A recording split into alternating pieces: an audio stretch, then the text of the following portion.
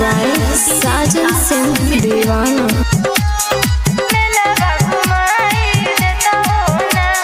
चढ़ते दशहरा तू गइलू खिसियाई, मेलावा में जईबू अकेला भुलाई।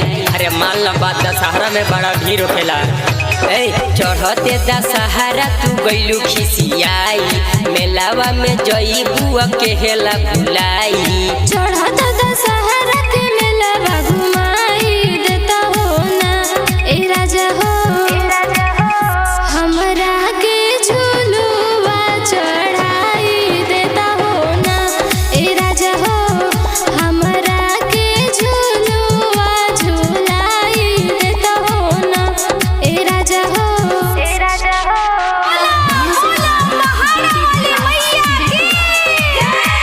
आप सुन रहे सिंगर साजन सिंह दीवाना। खसटी हो तिथिया के माई के नेवता दियाई, हो तो सुबेरे सतमी के बेलावा हो कटाई। खसटी हो तिथिया के माई के नेवता दियाई, हो तो सुबेरे सतमी के बेलावा हो कटाई। चढ़त दशहरा के मेलावा घुमाई देता हो ना ए राजा हो, हमरा के झूलुआ चढ़ाई देता हो ना ए राजा हो, हमरा के झूलुआ झूलाई देता हो ना ए राजा हो। करीना रिकॉर्डिंग स्टूडियो बोईसर।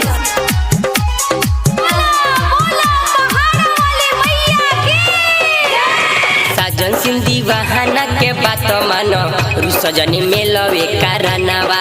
अगिला साल घुमाइब धनी तोहके पूरा दशहरा। साजन सिंह दीवाना के बात मानो, रुसजनी मेलवे कारनावा।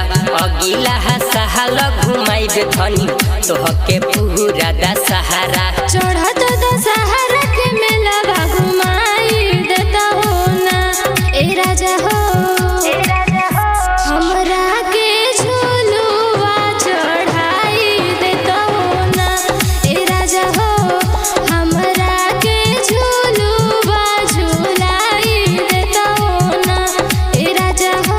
करीना रिकॉर्डिंग स्टूडियो बोईसर।